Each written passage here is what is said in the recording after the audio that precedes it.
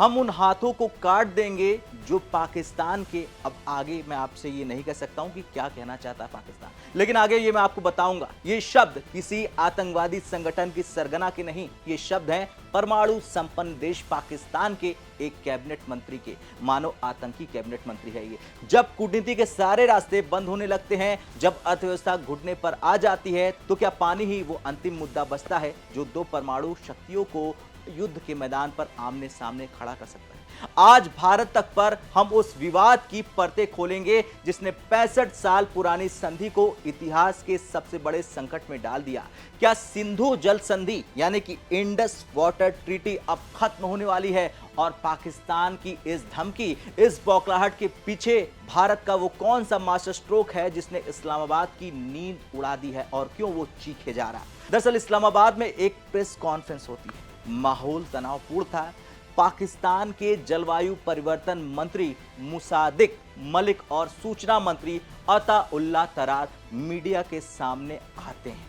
मलिक ने सीधे तौर पर भारत के प्रधानमंत्री नरेंद्र मोदी का जिक्र करते हुए कहा कि पड़ोसी देश के प्रधानमंत्री के हाथ में एक नल यानी कि टैप है जिसे वो बंद करने की धमकी दे रहे हैं।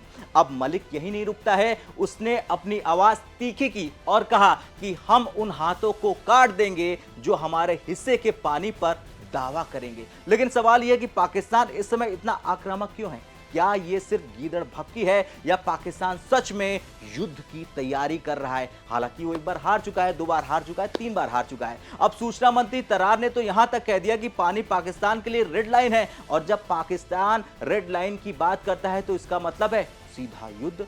अब इस तनाव की जड़ें अप्रैल 2025 में हुए उस कायराना हमले में छिपी है जिसने पूरे भारत को झकझोर कर रख दिया था।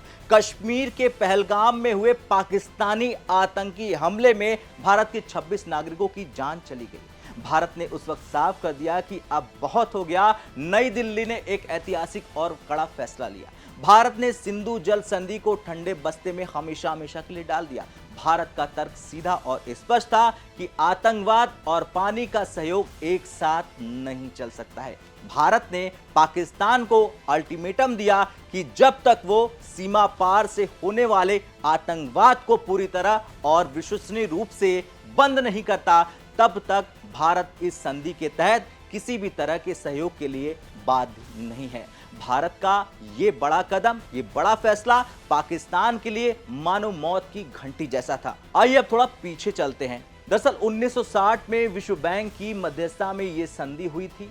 दुनिया इसे सबसे सफल जल संधियों में से एक मानती थी, क्योंकि इसने 3 बड़े युद्धों 1965, 1971, 1999 झेल लिए थे। पूर्वी नदियां, चाहे वो रावी हो, व्यास हो, सतलुज हो, इनका पूरा नियंत्रण भारत को मिला। पश्चिमी नदियां यानी सिंधु, झेलम और चिनाब, इनका अधिकांश पानी पाकिस्तान को आवंटित किया गया, लेकिन भारत को इन पर रन ऑफ द रिवर बिजली परियोजनाएं बनाने का अधिकार दिया गया।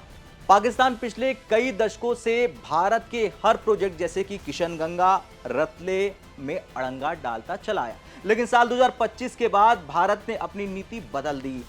अब भारत का रुख कॉपरेशन से हटकर अब धीरे धीरे अकाउंटेबिलिटी पर आ गया। पाकिस्तान ने इस मुद्दे को अंतर्राष्ट्रीय बनाने की कोशिश भी की।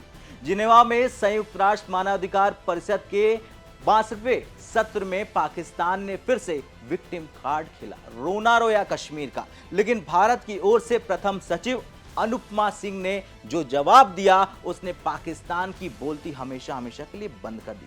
अनुपमा सिंह ने साफ कह दिया कि यह तर्क से परे है कि एक देश जो नीति के रूप में आतंकवाद का निर्यात करता है, वो सद्भावना और मित्रता पर आधारित संधि के विशेषाधिकारों की मांग करना जारी रखे। भारत ने दुनिया को बता दिया कि 1960 की संधि कोई शाश्वत अधिकार नहीं है।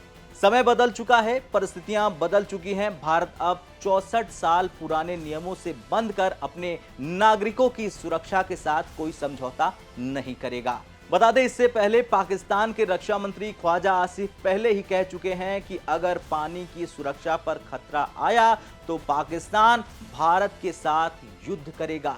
लेकिन क्या पाकिस्तान युद्ध झेल पाएगा? नहीं झेल पाएगा। उसकी अर्थव्यवस्था वेंटिलेटर पर है, देश कर्ज के जाल में फंसा है और आंतरिक राजनीति अस्थिर है।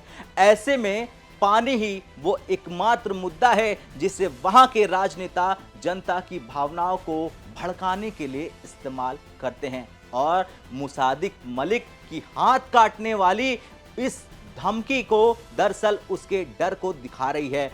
उन्हें डर है कि अगर भारत ने वाकई नदियों का रुख मोड़ दिया या संधि से पीछे हट गया तो पाकिस्तान की बंजर जमीनें उसे गृह युद्ध की ओर धकेल देंगी।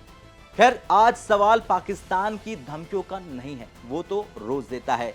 सवाल भारत के संकल्प का है। क्या भारत अब पाकिस्तान की इन धमकियों के आगे झुकेगा? वो जवाब है, कभी नहीं झुकेगा। भारत ने अपनी जल शक्ति को अपनी सुरक्षा नीति का हिस्सा बना लिया है और पाकिस्तान को यह समझना होगा, अच्छे से दिमाग में डालना होगा कि हाथ काटने की धमकियां देने से पहले उसे उन हाथों को रोकना होगा जो भारत में निर्दोषों का खून बहाते हैं। क्योंकि अगर नदियां प्यास बुझाना जानती हैं तो वे प्यास रखना भी जानती हैं। अब आप क्या सोचते हैं? क्या भारत को सिंधु जल संधि को पूरी तरह से खत्म कर देना चाहिए? क्या पाकिस्तान वाकई भारत से युद्ध करने में फिर से सक्षम है? हाँ या ना में कमेंट कर अपनी राय जरूर दें।